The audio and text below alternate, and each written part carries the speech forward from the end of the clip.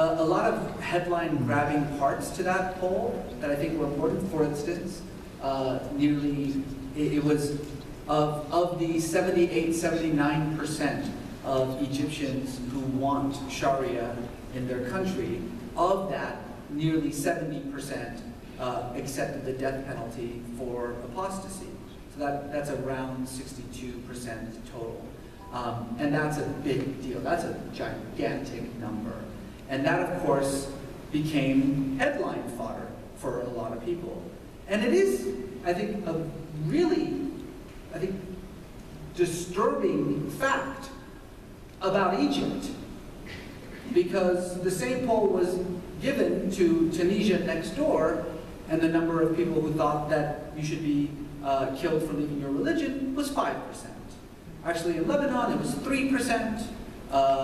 I don't remember in Algeria, but the point is that it was very dependent upon the country itself. So that, I think, is the first lesson to learn, first of all. Secondly, that exact same poll in Egypt that showed that something like 62-63% of Egyptians think that you should be killed for leaving Islam, 75% of Egyptians said that there should be full and complete religious freedoms in Egypt. Now, if that sounds like a contradiction, it's because it is. It is a contradiction. Because religion is contradictory. Religious people contradict themselves.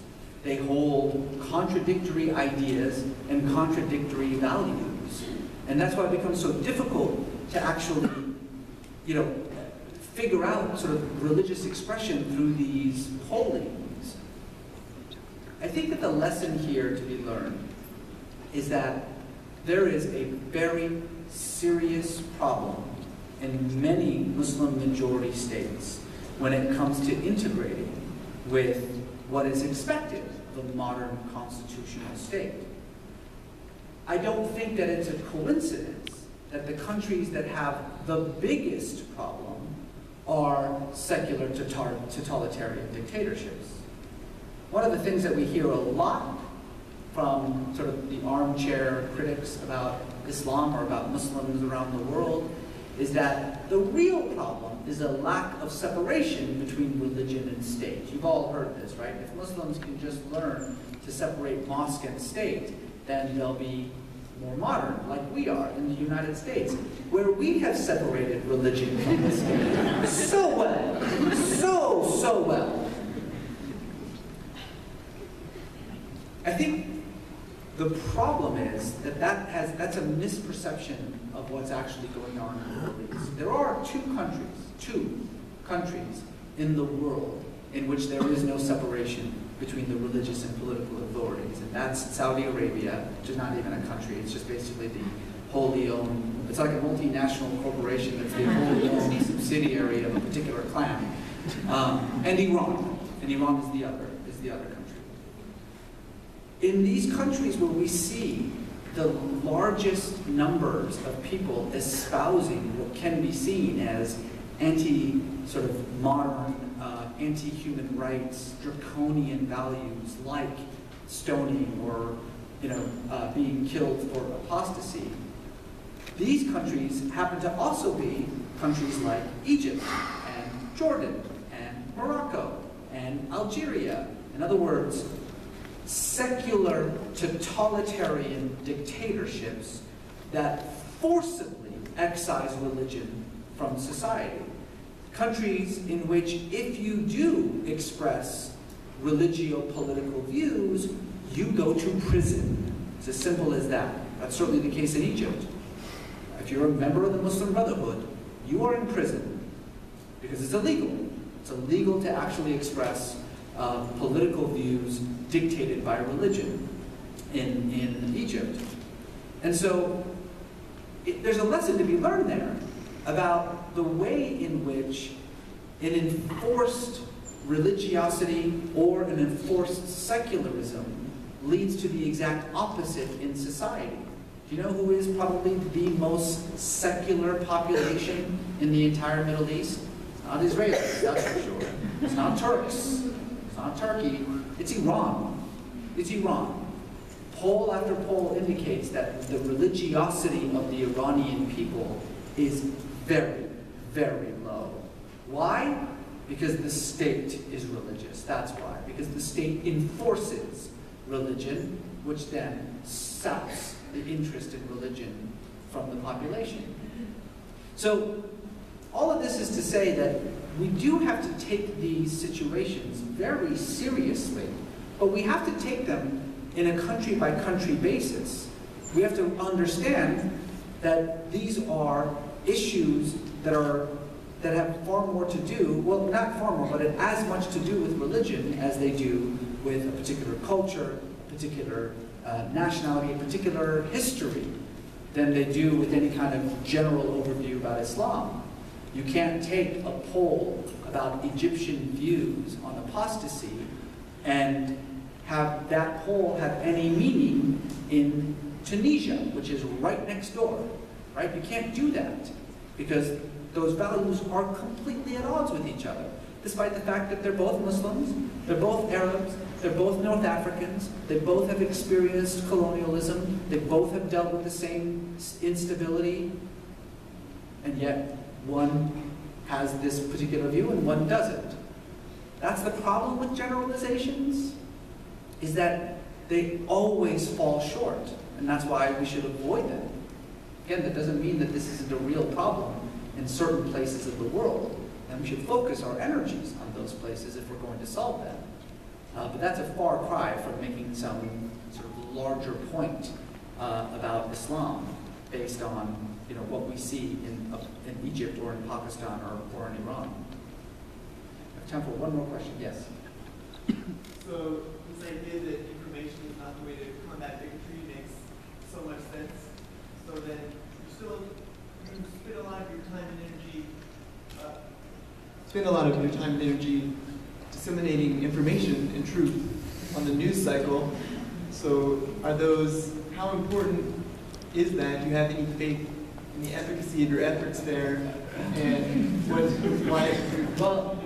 do you want to get out of that? Let me just correct you for a moment there.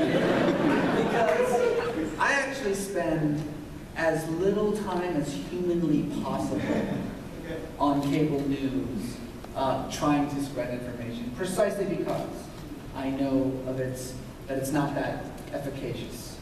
And so I say no to every time you see me on TV. I've said no to 100 times before that, and somehow got roped into doing it this time for one reason or another. So that's the first thing. I don't spend a lot of time on TV. I promise I don't. And secondly, even in those situations, I understand the limitations of what is taking place. And that oftentimes the words that are coming out of my mouth are not nearly as important as the theater of it all.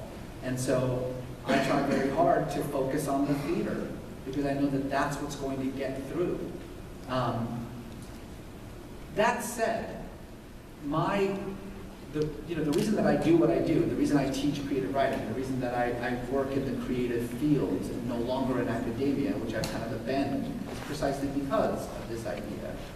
Because I know that I could write 1,000 books, and those books could be enormously successful, and it still would not have, one iota of the effect that a fairly popular sitcom would have. You all remember last year when Joe Biden went on Meet the Press and announced that he had changed his mind and that he supported same-sex marriage. And he said in that interview that he thought that the greatest influence on the way in which Americans have transformed their thinking about LGBT issues in this country was Will and Grace, right? The sitcom Will and Grace. And of course, everybody laughed at Joe Biden. The criticism was immediate. There goes Joe Biden again.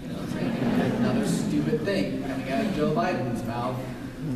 Except that he was 100% correct. He was absolutely right.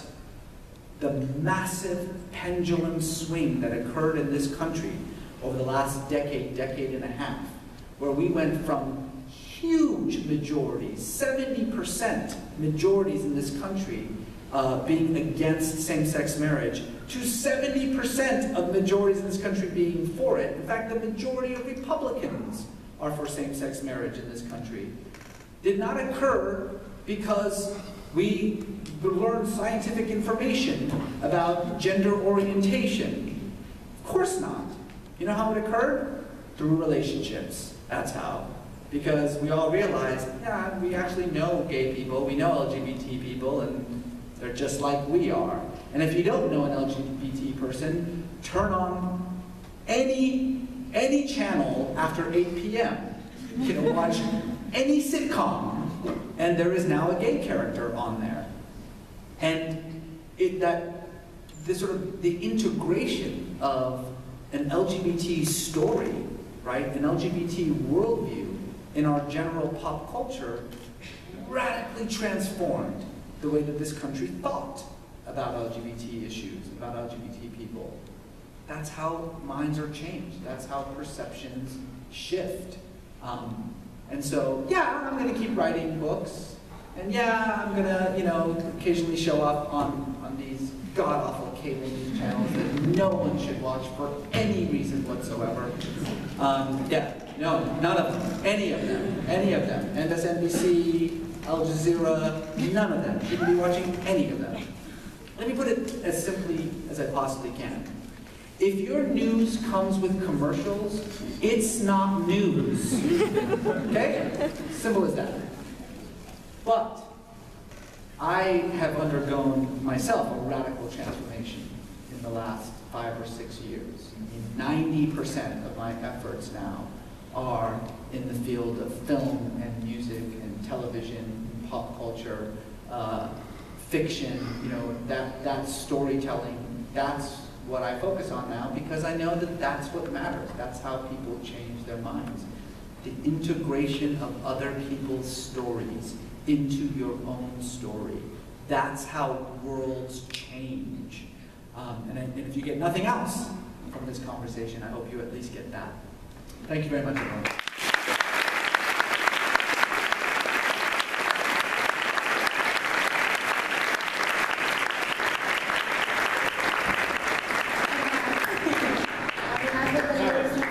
On behalf of the Middle Eastern Student Center, all of the students that came to support UC Riverside, Dr. Azalsan, we'd like to thank you so much for educating and enlightening not only our youth but our community, but the community.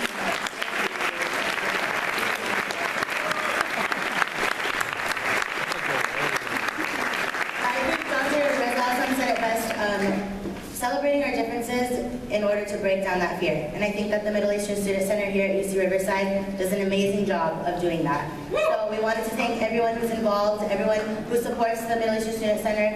Once again, Dr. Azalsan for coming and showing that support by giving this talk about Islamophobia and just kind of educating yourself to break down those barriers and those misconceptions. If you enjoyed today's event or the event that we had this morning, our Middle Eastern week is just kicking off. We have an event every day for the rest of the week. Tomorrow is a lighthearted movie under the stars, so be sure to come to that. And on Wednesday is another huge event that we have called True Life, I'm a Middle Eastern Man. So this is also going to break down some misconceptions, stigmas, and stereotypes that people in the community and at UCR might have. So please be sure to come to that, and we're going to end it with a Free Minds open mic night, which is going to be fun, it's going to be exciting. If you're interested, please come talk to us at Hub 361. Thank you all again. Pick up some flyers, follow us on Instagram, Facebook, Twitter, Snapchat, and be proud of yourself for doing a great job. Thank you, everyone.